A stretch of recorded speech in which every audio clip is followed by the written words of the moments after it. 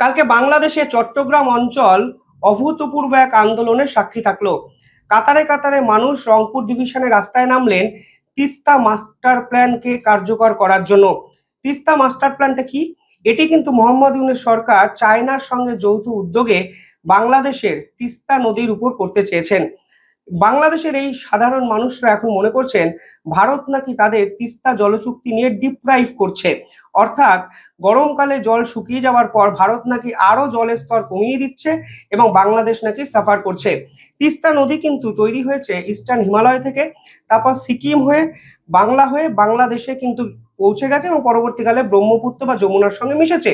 এবার এই তিস্তা জলচুক্তিকে কেন্দ্র করে ভারত বরাবরই কিন্তু বাংলাদেশকে সহায়তা করেছে, কিন্তু বাংলাদেশ সরকার হঠাৎ করেই তিস্তা মাস্টার প্ল্যান নামক একটি রিভার প্রজেক্ট এনেছে, যেখানে চীন নাকি বাংলাদেশের তিস্তা নদীর উপর একটি হাইড্রো পাওয়ার প্রজেক্ট করবে, যার ফলে বাংলাদেশে নাকি জল তারা সমবন্টন করতে পারবে। এবার চীন যদি এই তিস্তা নদীর উপর এই প্রজেক্ট করতে পারে, তাহলে ভারতের সুরক্ষার ক্ষেত্রে কিন্তু বড় সড় থ্রেট চীন এবং বাংলাদেশ উভয় নিয়ে আসবে। কারণ এই পার্টিকুলার প্রজেক্টটি যেখানে হবে তা কিন্তু শিলিগুড়ি করিডর অর্থাৎ ভারতের চিকেন স্নেকের খুব কাছে।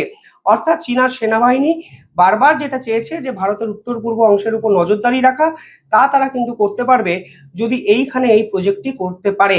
অভূতপূর্ব বিষয় হলো কালকে বাংলাদেশের চট্টগ্রামে পার্বত্য অঞ্চলের মানুষরা রাস্তায় নামলেন চীনের হাতে এই প্রজেক্টটি তুলে দেওয়ার জন্য, এবং পরিষ্কার বোঝা যাচ্ছে যে এই মানুষগুলোকে রাস্তায় নামানোর পিছনে আন্তর্জাতিক ষড়যন্ত্র কাজ করেছে।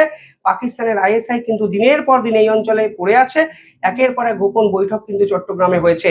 ফলে সব মিলিয়ে ভারতের বিপক্ষে যখন ডিপ্লোম্যাটিক স্তরে বাংলাদেশ পারছে না, তখন নিজেদের দেশের সাধারণ মানুষকে ভুল বুঝে রাস্তায় নামালো ফের মোহাম্মদ ইউনূস সরকার।